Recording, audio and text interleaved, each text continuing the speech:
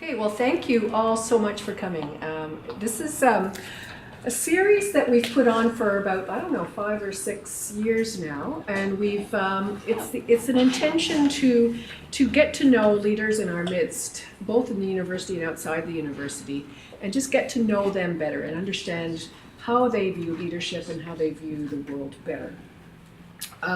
We've called this series Leaders Dialogue on Making a Difference for Good. And so there are several words we would like to explore further in that. Let me just take a step back further. When we looked at graduate education, and I would say postdoctoral education as well, when we were looking at the professional development program, we thought, well, it'll be important to think about how we really define the outcome of graduate education. What is it that we are trying to achieve? And we came up with a rather pithy statement that it is the formation of scholars who make a difference for good in the world. And so we will also explore those kinds of words in the context of what your thoughts are. So we have had an extraordinary individuals throughout this program, and you are the 4th UBC president to participate since Stephen too. Okay. So I'll just say a very few words about Santa. I'm sure most of you know him very well at this point. He is UBC's 15th president and chancellor, vice-chancellor. He got his PhD at McGill University in experimental medicine. His main area of research was, you can correct anything, research immunology, and particularly the eye, and age-related macular degeneration. He has worked in various capacities at Harvard, Johns Hopkins, University College London, Emory, and the University of Cincinnati, where he, of course, was president. So I would say, in getting into the more personal realm, I would say he's known for several things.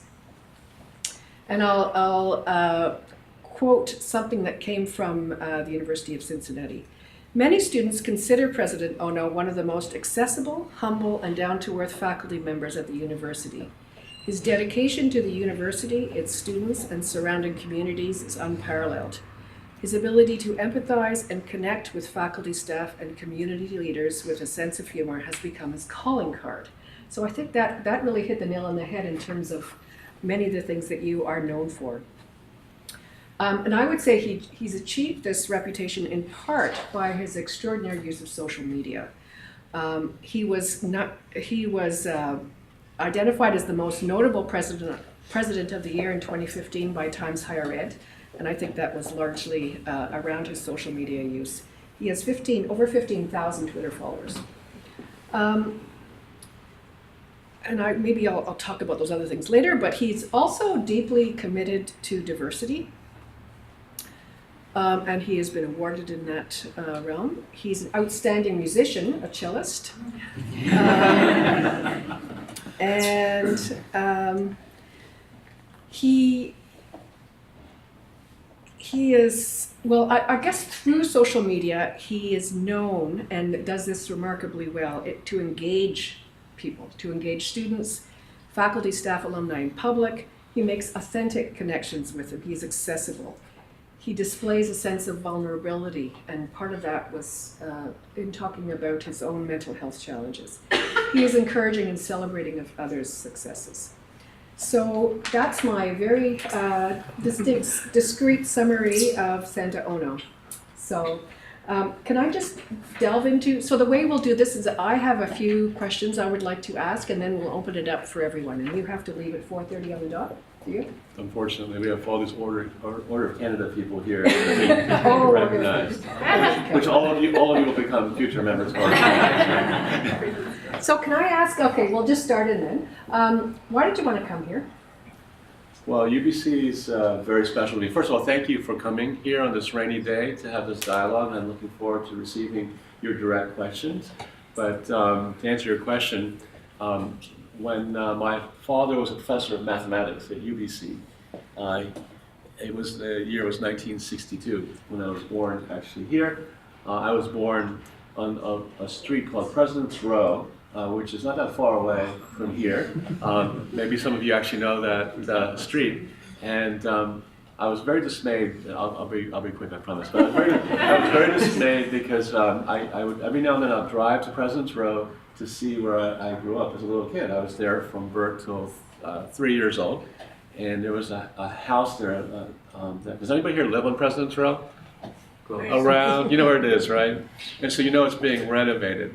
So I used to go by to look at it every now and then, and I'm sure the person who inhabited it is saying, "Who is this strange person who keeps driving up wanting to look at this house?" But it's being renovated right now, and so I came to UBC because for my family, this is a formative place that transformed our entire life.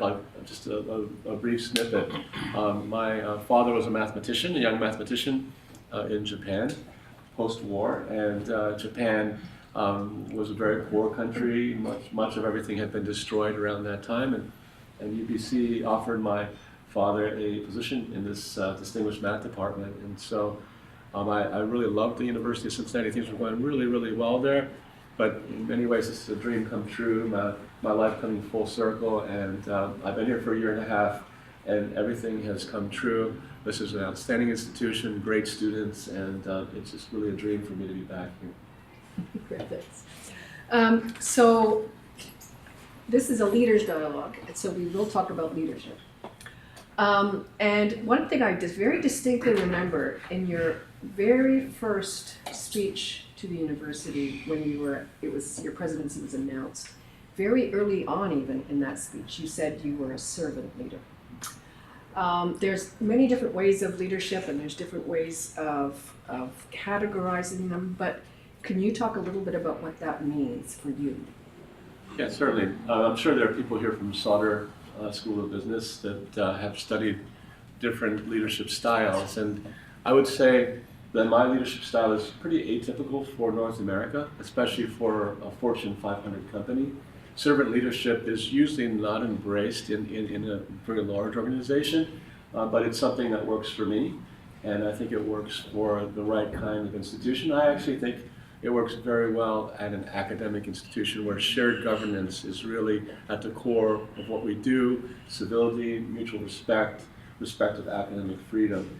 And so that's my style of leadership, and it's actually one kind of leadership where the leader really tries to flatten the organization, where it tries to minimize hierarchy. In any institution this size, there are organizational charts, and there are all kinds of people with different titles. But for me, what motivates me every day to come to work is to try to connect with everyone, whether they're a groundskeeper or a first-year student or a brilliant postdoctoral fellow or a Nobel Prize-winning faculty member. I view everyone as a critical part of the organization, and my reason for being is to try to improve the institution so it's a good academic home for students and faculty and staff. And my job is to serve the institution and all of you to make this the place that will be optimal for whatever you're doing, whether it's teaching, learning, or research. So that's really my view of how to lead, and I think it works in an academic setting because that's what shared governance is all about. I shouldn't make all the decisions. I should not be an autocrat. I should listen and lead after understanding what it is that the community at large wishes to achieve. And so that's really sort of my philosophy. Great, well, I'll come back to some of those thoughts. But one thing that always comes up in the concept of that type of leadership is it always that way? I mean, sometimes you have to make quick decisions, sometimes you have to make difficult decisions. Can you talk about other ways that you do it, or is that always the... It's not always the way. There are situations that are brewing across the university size all the time. There are probably a dozen sensitive situations, and ultimately, when things get very intense, they end up in my office, and I'll have to make a decision. And I would say, as an example, one of the most difficult things I've ever had to do as a leader was to deal with the aftermath of a shooting of a civilian, an African-American civilian driving near the campus at the University of Cincinnati, who was unfortunately shot by a member of the public safety unit at the University of Cincinnati in a situation, as you know, in the United States, there's tremendous racial unrest and tension. It was several months of my having to make, in some cases, split-second decisions with respect to what to do. As you know, there's understandably tremendous anger in the community. There were times when entire groups of individuals that were part of Black Lives Matter Cincinnati were marching towards the campus. At the same time, there were lots of school kids that were playing in the fields. We received intelligence of the possibility of a group of individuals walking to the campus, and I guess several weeks prior, there had been protests and individuals that entered buildings and exhibited agitated behavior, and so I had to make a decision as to what to do with respect to that. And we don't have time to get into all those sorts of things, but there are multidimensional issues with sensitivities on all sides, and there is no time in that kind of situation to be fully consultative and to talk to everyone.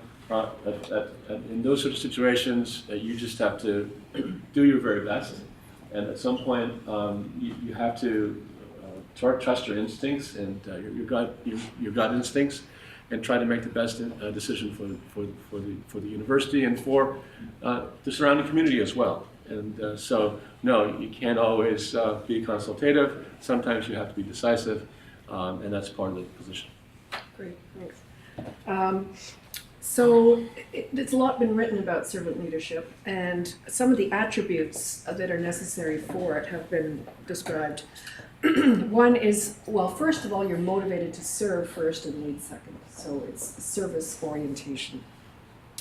You need a generous heart to engage and empower people, which you've talked about. A servant leader needs to be a person of character because they lead largely by moral authority. They need to be good communicators and listeners. They need to be empathetic, committed to the growth of others, have foresight, persuasive, build community. Of all these attributes, I would say you exemplify them all, but would you have found any of those attributes or activities more important than others, or what have you found most difficult? In being a servant leader, I guess my personal flaws. I'm a flawed person like everyone is, and every now and then I'll make a decision with the wrong intentions. I'm a human being, and it's really important to listen to people who point those flaws out and who will call you on mistakes. And my wife is great at it, and which is terrific because we all need frames of reference, and we all can go down the wrong path, and we need people to honestly say, why are you doing that? It's not in the best interest of the students, it's not in the best interest of the faculty, and so it's very difficult for me to always remain on track. One of the things I try to do is listen to other people, and sometimes think twice as to what they're saying and what their perspective might be, because that's really important in making the proper decisions. One of the stories that I read about servant leadership is the importance of engaging people and helping the people in the institutions find meaning in their work and to see their role in the bigger picture. And one of the stories was of an interview of various people at a cancer hospital. And they interviewed a housekeeper, and they said, well, what do you do? She says, I help cure cancer. Absolutely. And what are your thoughts about that as an institution as large as UBC? How do you help people find the bigger picture, find the meaning in what they do? Well, it's very, very common for people to, in their everyday routine, to think about what they're doing each and every day, and sometimes it's relatively repetitive.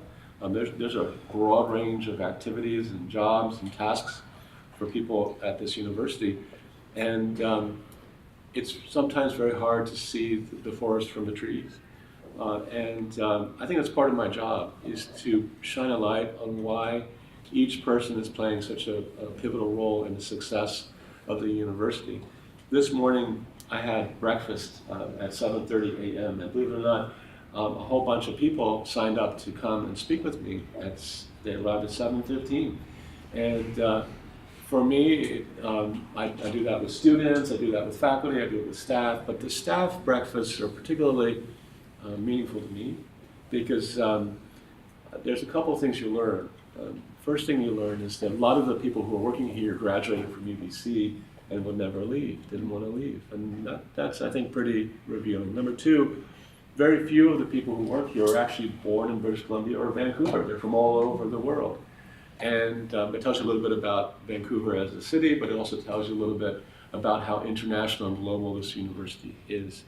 But to answer your question, I'm just blown away by just the variety of different occupations that are represented among the staff here and how passionate they are. Most of them do see the broader mission and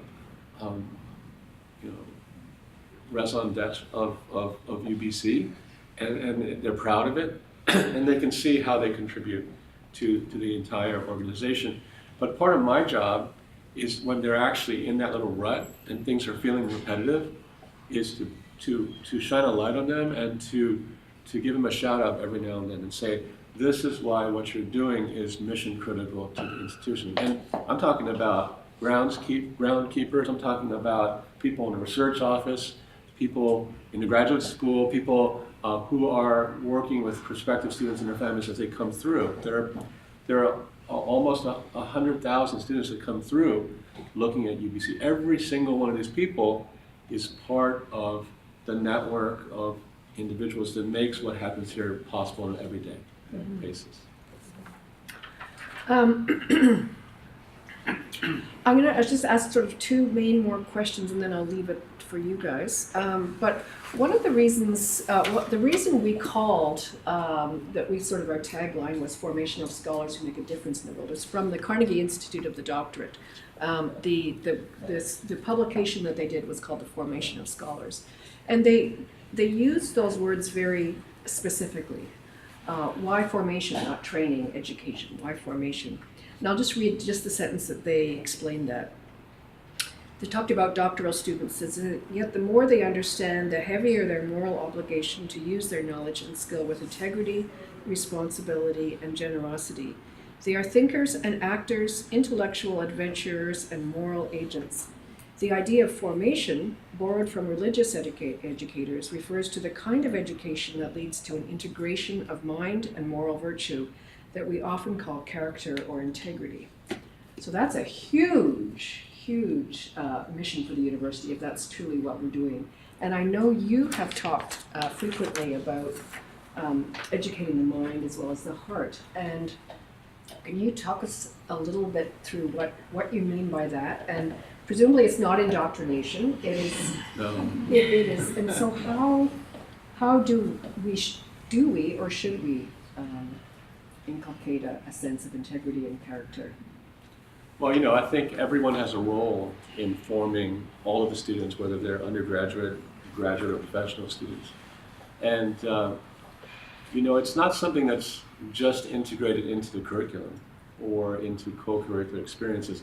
It's the total experience that forms individuals. And I think all of us have to be mindful about how we hold ourselves, because I think the most powerful way that students are formed is by watching what we do and watching what each other does. And we are all on a daily basis faced with decisions, small and large, where people are watching and learning from our actions. And some of them are, in some cases, they're in the media. In some cases, only one person sees the decision that's made when faced with a difficult choice. I think it's really the concept of education of the heart is really embodied in a book that I hope you'll read by Michael Sandel called Justice.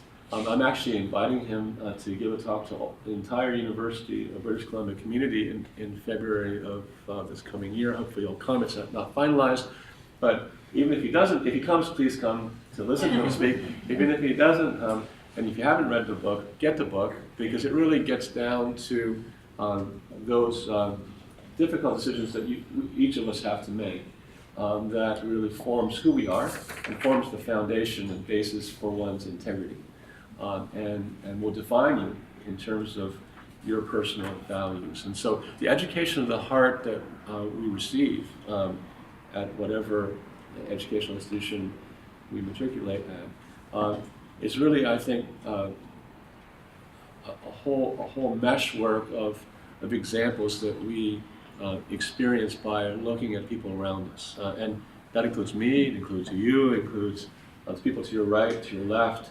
And it's not facts, it's not equations, it's not things that you answer multiple choice. It has to do with a formation of a frame of reference, of integrity, which is really hard to define. What you know it when you see it, where you do the right thing, whatever that might be, and sometimes there might be more than one right answer, but where you feel a profound responsibility to make choices that are just and fair. So that's what I would call an education of the heart. So you can be very smart, and you can do things either to benefit society or that are to benefit just yourself. And if you have an education of the heart, then you're not only knowledgeable, but you're wise, and you make decisions that are just and fair, not only to yourself, but for all of humanity. So you've talked about role models and embodying those shared values. That's assuming we have shared values, and I think there's an assumption that we do, but it's, I don't know if it's not always. It is, yeah. And are there other ways of, I've talked about embedding and embodying, so embedding ethical scenarios in all that we do, just sort of talking about it as well. But what about institutional embodiment of values? And one of the things I was thinking of, particularly with the Public Scholars Initiative folk that are here, and everyone that does, both faculty and students here that do the public-facing scholarship, which is often intent not only on knowing, but on doing and changing. Some of that isn't always valued in the academy. So arguably, in a sense, that the academy is not embodying that value because it doesn't reward that. Do you have any? That's only one example, but maybe you can talk to that, but also talk about maybe more positive examples of where it does. Can you just I just want to make sure I get it right. So public scholarship isn't always valued at the university. But I think most people would argue that it's a very valuable thing to do. I mean, scholarship that's focused on serving needs within the community. Yes. I just want to make sure I get it right. Yeah. That's what it is. So it's not always valued in the academy in general? In things like promotion and tenure. Oh, I see. In things like hiring. Sure. In things like dissertation, what's allowed and what's not. Understood. Yeah, universities are slow to change. You're looking at an institution with a professoriate and staff, some of whom have been here for many decades, and people become pretty comfortable with the way things have been done. And it's not uncommon even for me to walk into a room and people will say, oh, Santa, that's just not the way it's done here.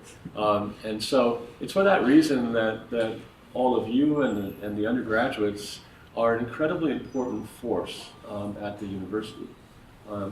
You should feel at liberty to articulate your views. Academic freedom is really the cornerstone of a university, and it can be scary for you to speak up in your department or your faculty and say, why is it the way it is? Why couldn't it be like this? I would encourage you to find people that you feel safe talking about your views. I don't encourage anybody to be reckless because there are people that will not be supportive. There are all kinds of people at this institution, just as there are at any institution. So be wise, be careful, because you will have to go through your preliminary oral examination committees. You will have to go through your committee meetings. You will ultimately have to have your committee sign off on your PhD. So and that's true for me. I have bosses. I have a whole set of governors, and I have to be judicious in what I say and when I say it. So none of us can just be flippant and say whatever we want to whoever we wish. And you're all at a stage that you already have all that wisdom. But you're also human, and every now and then you'll make a little mistake, and you might say something that you wish you didn't say. And if that's not the case, you're all a lot smarter than I am, because I do that all the time. But to answer your question, I think UBC is pretty good in terms of supporting public scholarship. The fact that such a stream exists within the graduate school is something that doesn't exist everywhere. But I do acknowledge that not all supervisors, not all departments, not all micro communities within this university embrace it to the same degree, and you do have to be careful. But I do want you to know that the dean and I are passionately supportive of it. And if you feel that you can't talk about what you want to do or how you want to do something differently in your unit, you can reach out to us. And I will say this right now, if you don't know how to reach me, it's pretty easy. It's santa.ono@ubc.ca on email. And if you want to tweet, a lot of people like to tweet to me, direct message if you don't want people to know what you're saying to me. It's @UBCPREZ. And so feel free to contact me, and if you want to talk about a local situation that troubles you or that you think you'd like to have somebody supportive of, don't hesitate to contact me. Lots of people do all the time, from first-year students all the way to tenure professors.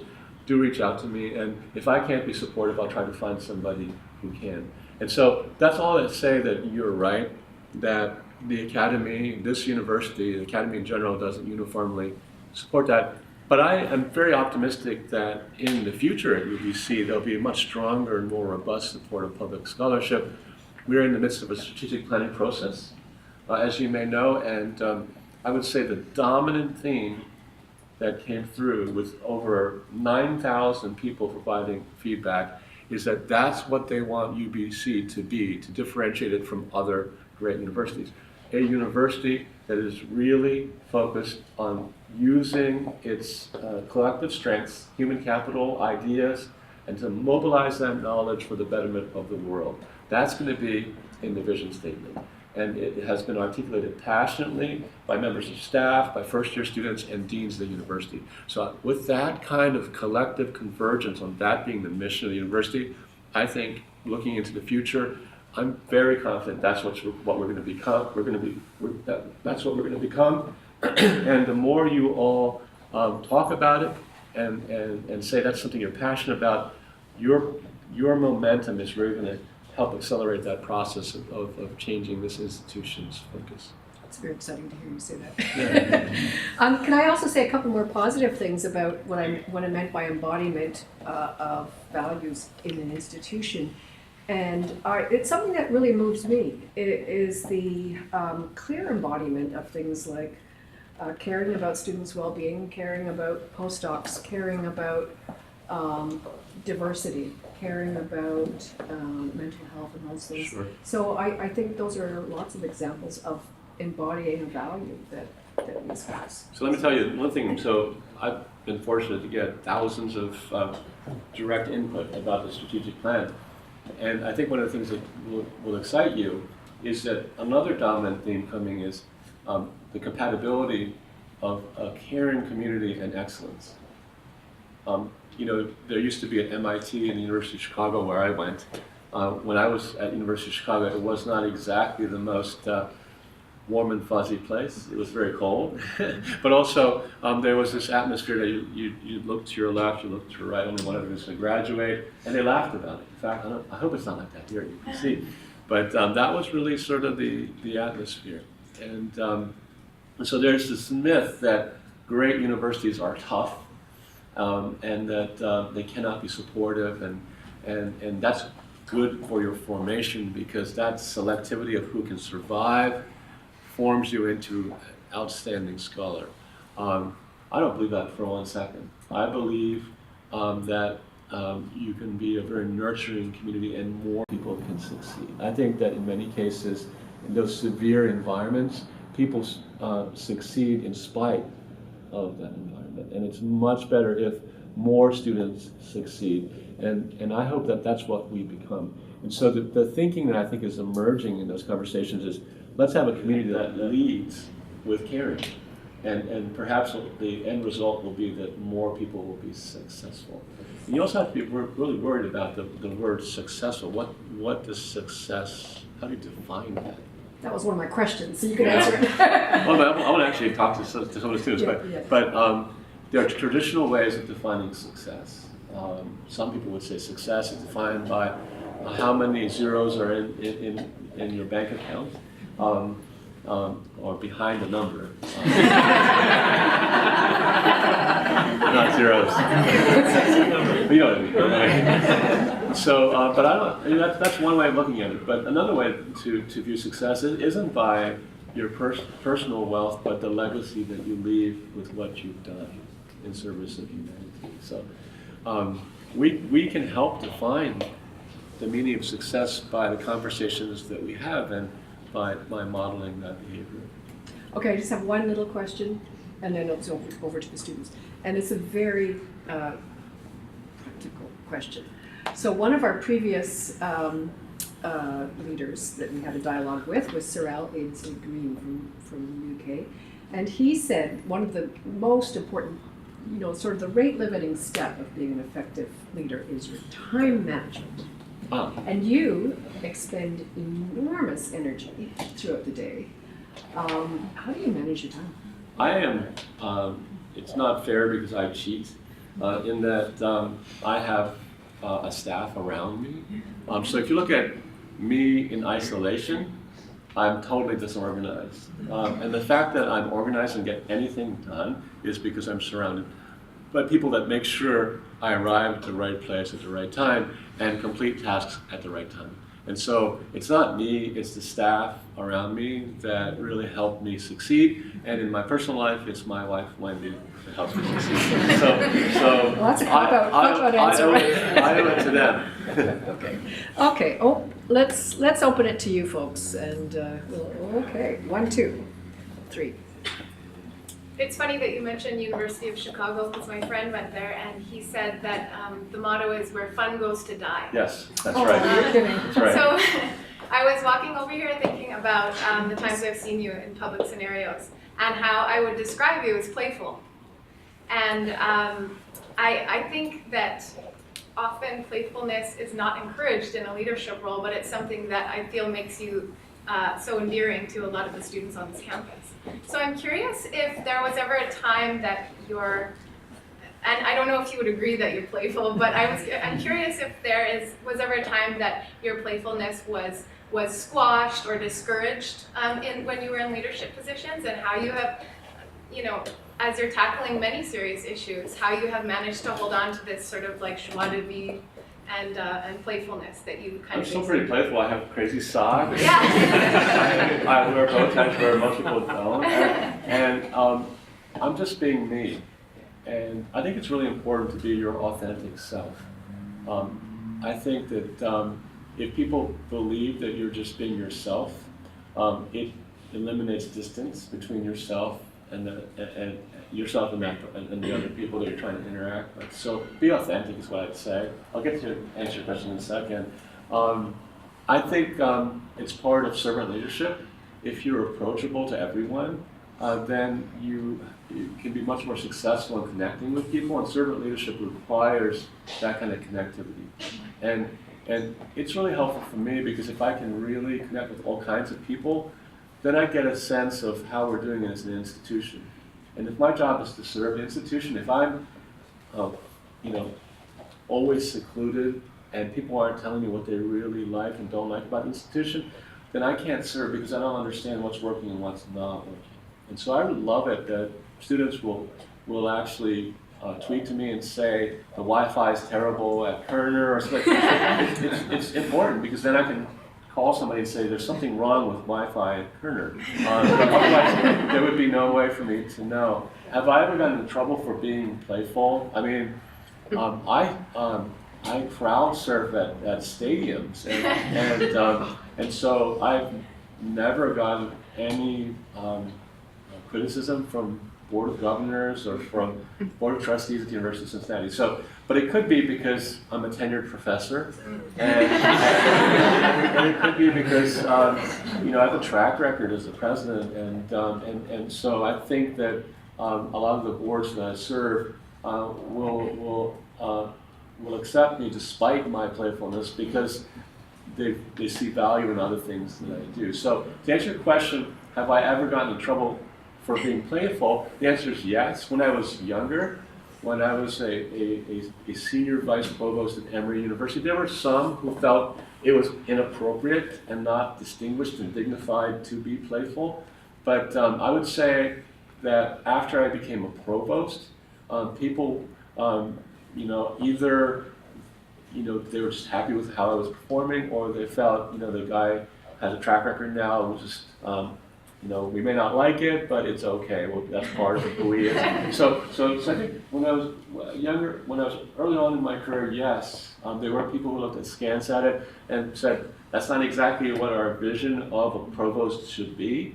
And so you do have to be a little bit careful, and the more senior and more established you get, and especially if you have the protection of tenure, it's easier to be yourself, to be honest. So you do have to be mindful of how people perceive you. It's a great question. Hi, I'm Sarah Pavine, and Hi. I'm a postdoc here. I'm curious to hear your comments about what you think the role of humility is in leadership. And I always struggled myself with this question because, well, here as a postdoc and before as a PhD student, I had the good fortune of being invited to a number of similar fora in which I've been referred to as a future research leader and a future civic leader and all of that. And I really struggled to see myself as a leader. And I also think if I am a leader, maybe I shouldn't call myself that. I should let other people decide whether I'm a leader or not. And most importantly for me, I want to be a humble person because I think that if I am not a humble person, I cannot really achieve what I want to achieve, which hopefully is to be able to produce some knowledge that is worth knowing and sharing, right? And if you're not humble, it's very difficult to do that because you tend to rest on your laurels. Sure. So I'm just wondering what your take is on how to be humble while everybody's calling you a leader, and whether it's possible to be both. And how so? That's a great question. I'll say that when I was a graduate student or a postdoc, I had no intention of becoming who I have become. So when people call you that, you don't have to take them very seriously. I don't know if you noticed when Susan was reading this far too laudatory and too long a introduction, I was very uncomfortable because none of it's necessary. You have to earn any respect that you get on a daily basis, and you can lose it in a split second. And so I think that your instinct to be somewhat rooted in humility is exactly what you ought to be doing, and you should never lose it, and never assume that anyone else is someone who cannot be very helpful for your formation, whether they're younger than you or older than you, whatever their occupation might be. I learn lessons every day, and you can only do that if you're humble. I think it was you, and then you, and then you. 1, 2, 3.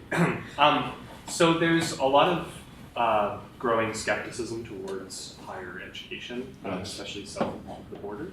Yeah. So I guess I have two somewhat related questions about that, or very related questions. The first being, kind of, do you see what are sort of like some big picture solutions to that problem, or how can universities maybe shed that reputation that's held by a growing few? And then what do you do, or are there techniques that you've found effective when you encounter people that think that your entire career is a liberal conspiracy? That question is something that I get together with university presidents both north and south of the border on a regular basis. I just gave a keynote address at something called the American Association of Public and Land Grant Universities. We're about 400 presidents and other leaders from the 400 largest universities in the States get together, everybody from UCLA and Michigan to the smaller state universities, but mainly the large ones. And I'll be very honest with you, your assessment of where things stand is entirely accurate. There's a reason why universities are being targeted with respect to tax reform and immigration reform. You know, we spent a lot of time with individuals advising universities at the meeting in Washington, D.C. at the APLU annual meeting, and they didn't mince words. They have said that universities have a target on their back, and it's because they're viewed by a certain segment of politicians as being breeding grounds for liberal thought, and that's exactly what they said. And so when they're trying to tax tuition waivers, which will really hurt graduate students who aren't paid very well to begin with, and it's going to just make it even worse. And when they're thinking about limiting the number of J1 and H visas and green cards, that's really a direct attack at universities. And there are senators and congressmen that are being very critical of universities. They are advocating for even further divestment and support of public universities.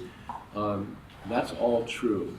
So it's good that you recognize it. I would actually call it a war on intellectuals. And there's a little bit of it that's happening north of the border, but nowhere near. I would say it's 1/10 or 1/50th of what's happening south of the border. So this is a good time to be in Canada. You can actually see it in the funding levels. If you look at the state universities in the U.S. where 60% of the funding used to come from the state, now it's 6 or 7%. So it's dropping like a lead bucket, and they want to cut it even further in many states. To give you an idea, almost 2/3 of our budget in UBC comes from either the provincial or federal government, about $700 million in research dollars and around $600 million in provincial support. And so there's very robust support of education here compared to south of the border. So we are very lucky. And not to say that we're not vulnerable at all, and we have to take ownership of articulating the importance of environments where open discourse and different ideas, even liberal ideas, are welcomed and are encouraged, where all voices can come together. We have to do a better job, and it's not on you. It's on us as the leadership to defend it. To defend the importance of the humanities and the social sciences, which are also being attacked. I mean, there are individuals that think that universities should become technical institutions, and there's a lot of need for technical talent for the workplace, but there's also a lot of need for graduate study and undergraduate study in the liberal arts, because I view it's through those conversations and through reflecting upon history and through actually looking at the world through the lens of the visual and performing arts that we form our souls and that we create the parameters of a just society. So it's on us, the leaders, to articulate it better. Does that answer your question? Yeah, the first one. Yeah. Was there a second question? The second one was, if there are any techniques that you found particularly effective in handling people that have, antagonistic political views to you, or fall in that category of belonging. You really have to assess that person. There are individuals that you could really spend several days in a row trying to explain, and you'll get nowhere. And so I would choose your battles carefully. Are there any techniques that are useful in dealing with that sort of anti-intellectualism, anti-university sentiment? You just have to tell your stories in a way that individuals can appreciate the positive impact everything that happens in the academy has for the rest of the world. People a lot of the people who are angry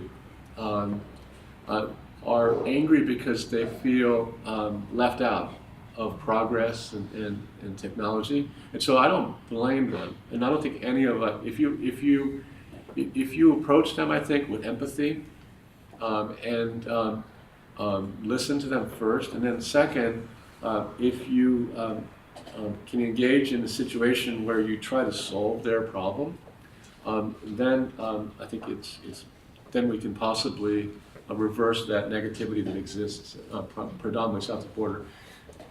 I think, so you might hear somebody say in Cincinnati or Detroit or Rust Belt city, they might say, we don't need any more Silicon Valleys. We want our jobs back. We want to have mining back. We want to have the automobile industry back here again. We want to make America great again. That kind of a perspective. That's because they don't see themselves in the high-tech jobs that are becoming available, and they're feeling left behind.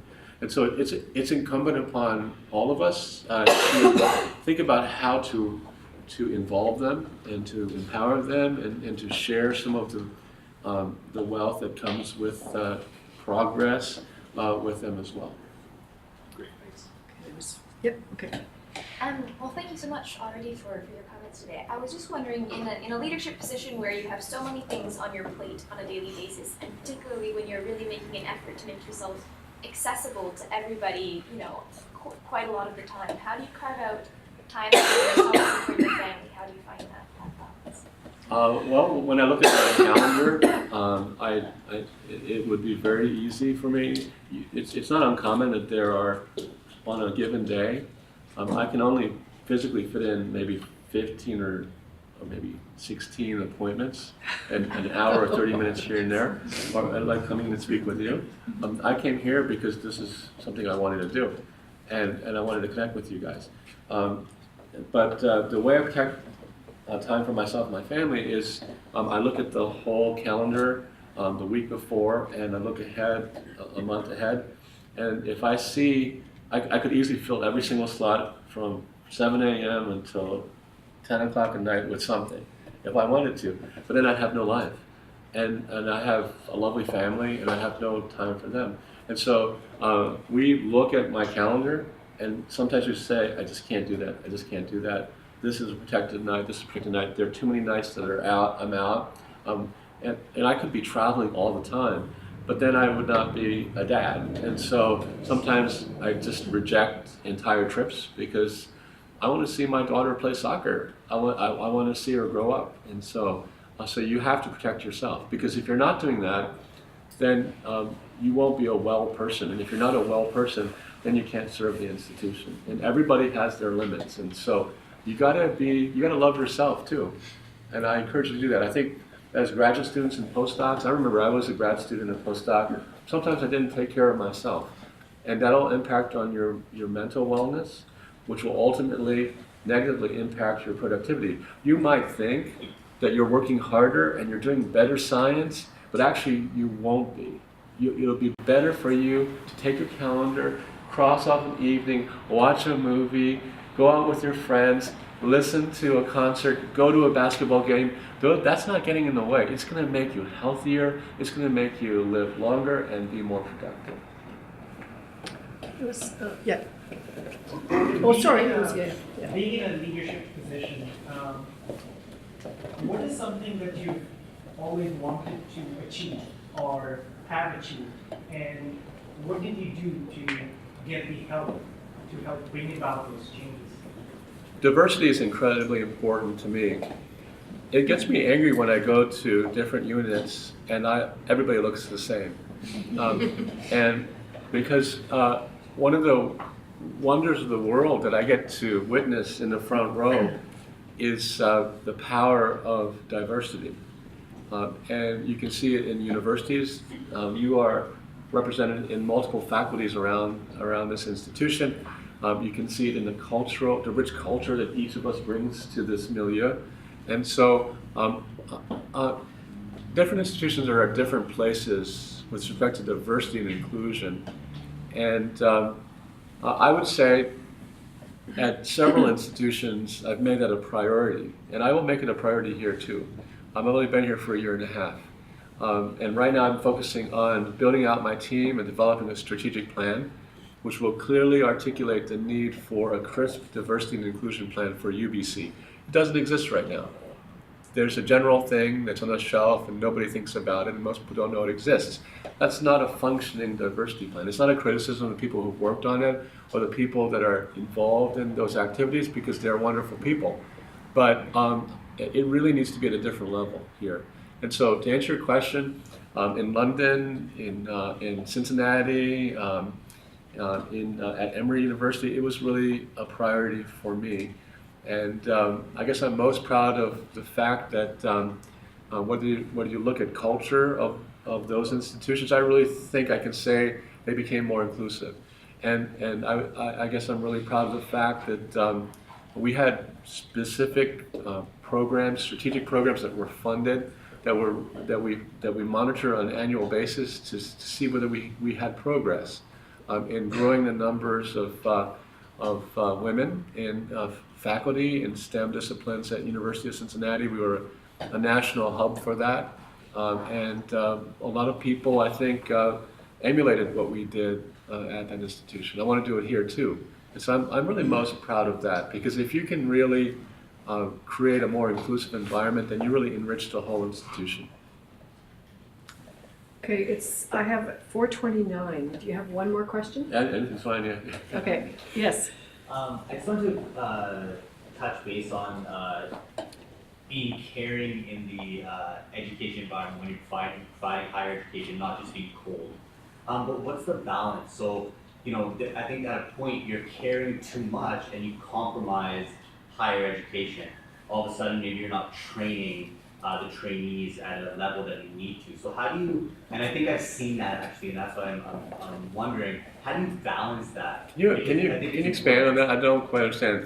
So you can care too much. You don't want to be cold, right? Like you don't want, if I'm in school and my students are, and I'm teaching my students, I don't want to be cold towards them, and I don't want to kill them on their exams.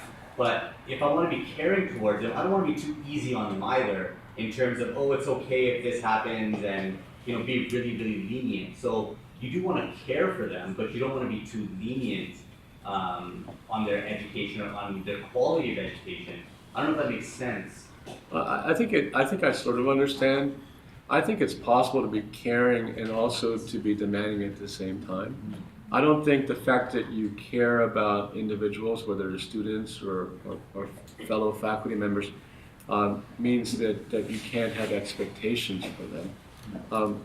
There are all kinds of parents in the world. There are parents that have very little in terms of expectations of their kids. The parents that have high expectations for their kids and are distant, and often those kids are pretty messed up. And then there are parents that have high expectations for their kids, really push them, not for themselves, but to help their kids find what they're passionate about, but still care about them a great deal. So I really don't think it's a either or. They're not what's the word? Mutually exclusive.